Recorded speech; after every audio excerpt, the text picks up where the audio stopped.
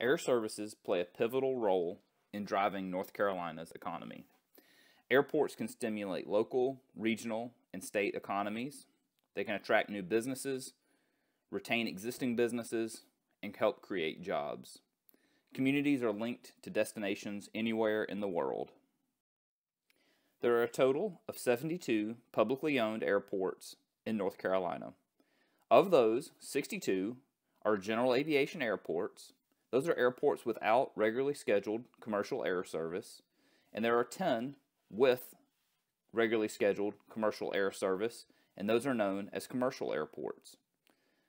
The 62 general aviation airports often serve as a focal point for economic development, supporting 25,000 jobs and $4.9 billion in economic output. In total, when including the commercial service airports, North Carolina airports contribute $52.3 billion in economic output to the state, over 300,000 jobs, over $12 billion in employee compensation, and over $2 billion in local and state tax revenue. These figures were derived from collecting business surveys and data sources that led to direct impacts. These were then modeled using M-Plan software to estimate the secondary impacts, the indirect and induced, to generate these economic contribution figures. In the image, we can see the 72 publicly owned airports in the state. We can also see how these airports relate to the tier system in the state. This tier system incorporates economic well-being. There are 3 tiers. The most economically distressed counties are designated as Tier 1, and these tend to be counties in more rural areas. The next 40 counties are known as Tier 2, and the least 20 distressed counties are Tier 3. We can also see how these airports relate to prosperity zones. These are the prosperity zones within the state, and these are the airports that actually fall within those prosperity zones. To give these amounts some context, we can compare the total economic contribution of airports to other important industries. So looking at the total again for all 72 public airports of $52.3 billion economic output, compared to the North Carolina agriculture industry, which has an economic contribution of over $76 billion.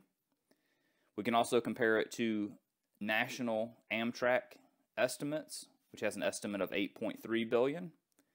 The High Point furniture market has an estimated economic contribution of $6.7 billion, and the North Carolina ports has an economic contribution of $15.4 billion.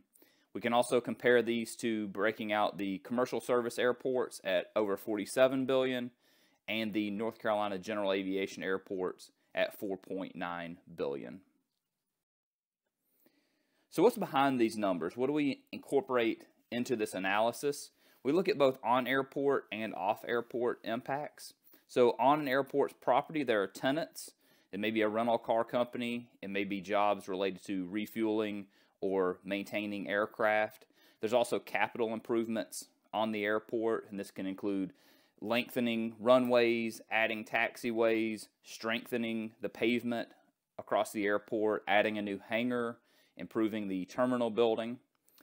And also, perhaps most importantly, are the off-airport impacts. And these are impacts that are derived from people visiting the community. So these may be tourist expenditures and also business activities, either new employment coming in to the regional economy or companies that are in the economy locally who are going to other destinations to try to sell their products and services.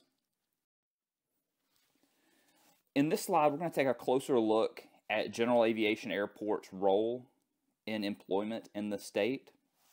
So the total figure is that we have over 60,000 jobs at businesses who rely on North Carolina general aviation airports.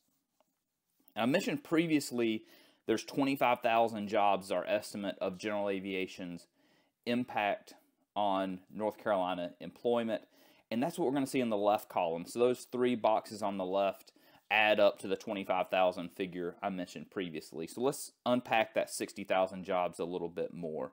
Looking over on the right, we see 35,030 direct jobs. So in that green box, what we're talking about here, what we're looking there, these are employees who are at a business who uses a general aviation airport or who benefits from a general aviation airport, but their employment position is not directly attributed to the airport use. So that figure is not included in the number that we report for the impact of general aviation airports. The left column are the numbers that we report for general aviation airports, and that totals to about 25,000 jobs, and it can be broken into direct, indirect, and induced employment. So direct jobs, the 11,770, those are jobs that are specifically attributed to the existence of that general aviation airport. Those can be airport tenants or businesses who use general aviation airports. Following from that, we can see indirect jobs. Those are an estimate of 6,345 indirect jobs.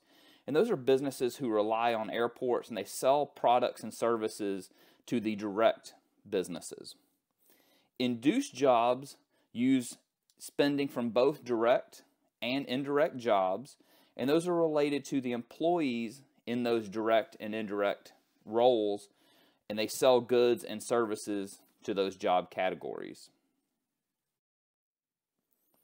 A little more specific example looking at hangar construction when we're talking about direct, indirect, and induced employment. So for a hangar, direct employment could be related to an architecture, an engineering firm, and then actually the construction that occurs to build the hangar would all be direct employment. Indirect employment could support print, digital, and other services, and that would primarily be for the architectural and engineering companies, and also the equipment and raw material suppliers, and that would be used by the construction firm. Indirect employment is going to be supported by the expenditures of direct and indirect employees as they spend their salaries on dining, entertainment, travel, and other items, and supporting workers in those occupations. A 2016 study by the state's Aviation Development Task Force provided findings and recommendations related to aviation's relationship with the state's economy. They provided recommendations about strategic actions and investments that could expand the impact that airports and the aviation industry has on the state's economy and for providing important critical assets in local communities.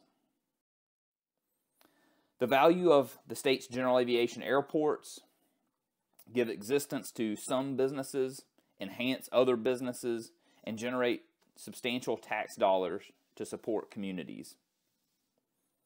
For example, one business said that they have flown truck drivers in order to relocate specialized vehicles for storm repair. They've flown parts and mechanics to repair idled equipment, and flown many company employees to meet with customers, all on short notice. The location of the airport has been instrumental in saving time and helping to make the company successful. Another company said that their executives frequently travel to Washington and Nashville. Having a good airfield in the county means that they can make day trips out of what otherwise would be a multi-day trip if they flew commercially, and the general aviation airport is critical to the sales team and the executive team. Looking at some of the more specific tax impacts, the owner of a $1.5 million twin turboprop aircraft at Asheboro Regional Airport pays local property taxes that are equivalent to taxes paid on 10 homes. And a jet at Davidson County Airport pays the equivalent local property tax of 50 homes. And examples like this can be found throughout the state at general aviation airports. Another example is looking at the contribution to the local tax base in terms of our most economically distressed counties, in particular Tier 1 and Tier 2 counties. In those counties, general aviation airports support over $4 billion in local property taxes collected just on the aircraft that are based in those communities. And those property taxes actually cover the county teacher supplement payments for over 1,400 teachers, and that's approximately 2.7% of the teachers in those counties. And looking at a couple of specific examples, at Franklin County's Triangle North Executive Airport, the based aircraft, 134 of those based aircraft contribute enough to support 52 teachers, and at Rutherford County's airport, 57 teacher supplement payments were supported by the based aircraft there.